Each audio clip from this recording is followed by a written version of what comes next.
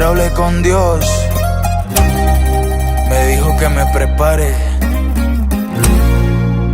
que lo mío ya viene en camino.